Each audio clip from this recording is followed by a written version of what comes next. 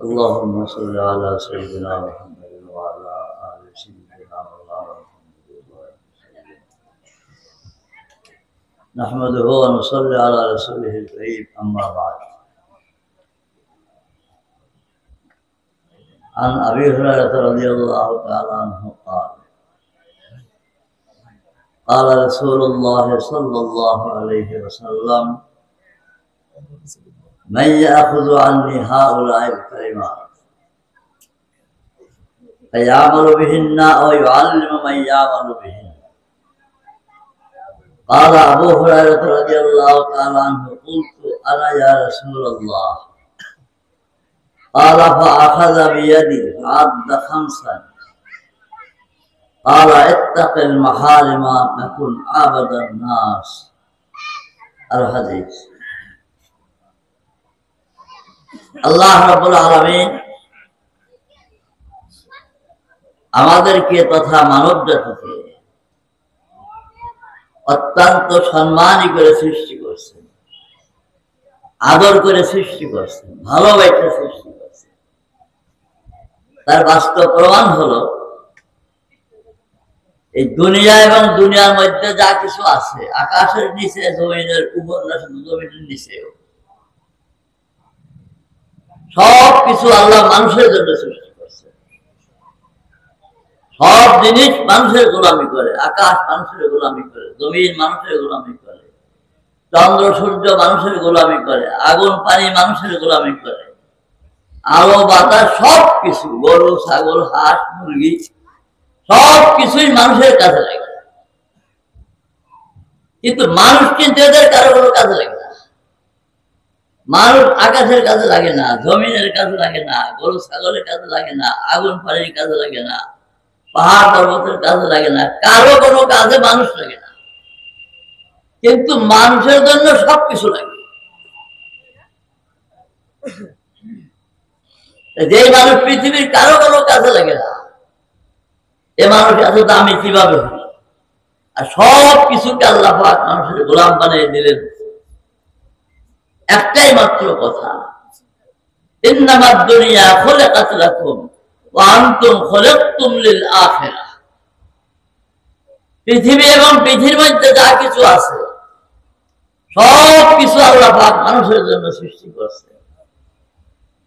মানুষ পৃথিবীর কারো কোনো কাজে লাগে না।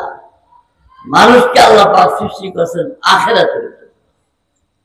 অতএব আখিরাতের ফিকির যার মধ্যে না থাকবে, আখিরাতের কাজ যার মধ্যে না থাকবে, সে বাস্তব মানুষ হতে পারবে না। এমনি দেখা দৃষ্টিতে মানুষ, যেমন আমাদের দেশে আমরা দেখি, নামাজিও মানুষ, বেনামাজিও মানুষ, সুদখোরও মানুষ, ঘুষখোরও মানুষ, আবার যারা সুদ ঘুষ খায় না তারাও মানুষ। সবাই আমরা মানুষ। কিন্তু বাস্তব মানুষ কারা? যারা আখিরাতের ফিকির করে, আখিরাতের জীবনের জন্য আমল করে, তারা হলো বাস্তব মানুষ। আমি একটা কথা বলতেছি, হাদিসের মধ্যে রাসূল সাল্লাল্লাহু আলাইহি ওয়াসাল্লাম বলেন, আমি কয়েকটা কথা বলবো, কে শুনবে, মনে রাখবে এবং আমল করবে এবং মানুষকেও শিখাবে। হযরত আবু হুরায়রা রাদিয়াল্লাহু তাআলা আনহু বললেন,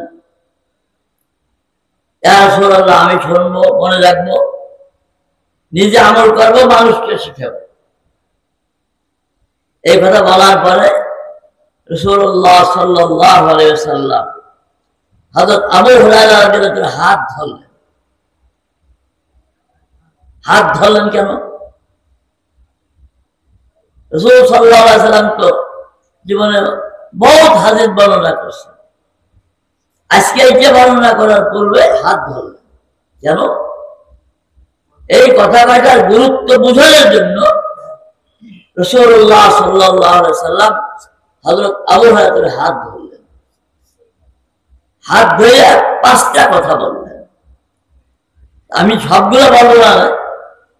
প্রথমটা হলো রাসূল সাল্লাল্লাহু আলাইহি ওয়াসাল্লাম বললেন, তুমি যদি একজন নেককার মানুষ হতে চাও, আল্লাহর নেক বান্দা, আল্লাহর ওলি হতে চাও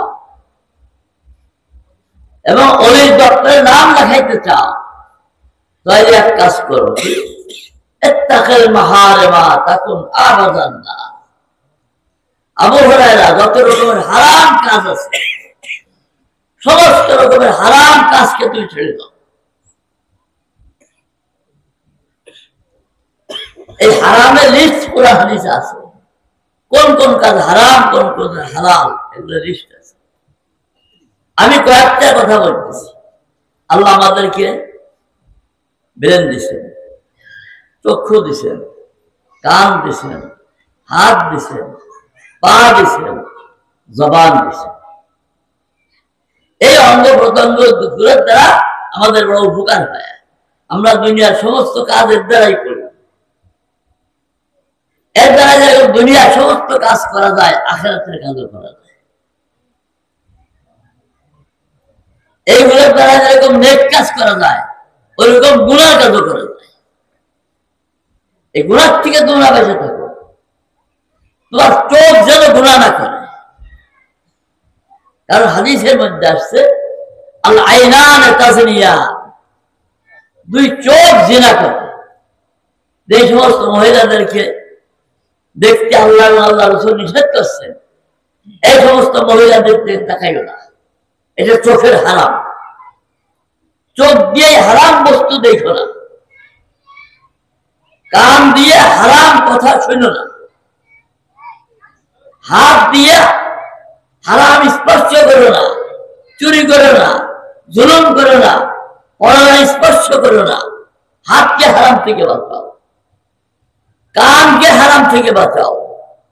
কান দিয়া পরে নিন্দা মন্দ শুনবা না, গান শুনবা না, বাজনা শুনবা না, এবং আরো যত রকমের গুনাহ কাজের আছে এগুলি থেকে আমরা দূরে থাকবো। পা দিয়ে গুনার জায়গায় যাইব না, যেখানে গুনাহ হইতেছে সেখানে আবার পাওয়া হাইতে যাব না। ব্রেন দিয়া গুনার চিন্তা করব না, মানুষের ক্ষতির চিন্তা করব না, ইসলাম বিরোধী চিন্তা ভাবনা করব না। পৃথিবীর অনেক ব্রেন এরকম আছে, তাদের কাজই শুধু ইসলাম বিরোধী চিন্তা করা, ইসলাম বিরোধী কথাবার্তা বলা, এগুলো তাদের কাজ। এই জন্য আমার আপনার এই অঙ্গ প্রত্যঙ্গ গুলোর দ্বারা যেরকম নেক কাজ করা যায়, গুনার কাজও করা যায়। আল্লাহ রাসূল সাল্লাল্লাহু আলাইহি ওয়াসাল্লাম বলেন যে এই অঙ্গ প্রত্যঙ্গ গুলোকে তুমি গুনার কাজ থেকে বাঁচাও, আর ফরজ সুন্নাত ওয়াজিব ইবাদত গুলো করবা। সারা রাত তোমার নফল পড়া লাগবে না, দিনভর তাসবিহ দিয়ে ঘুরে বেড়ানো লাগবে না। এই অঙ্গগুলোকে তুমি যদি হারাম কাজ থেকে বাঁচাইতে পারো, অল্প ইবাদতেই তুমি একজন আল্লাহর নেক বান্দা, আল্লাহর ওলি হয়ে যাবে।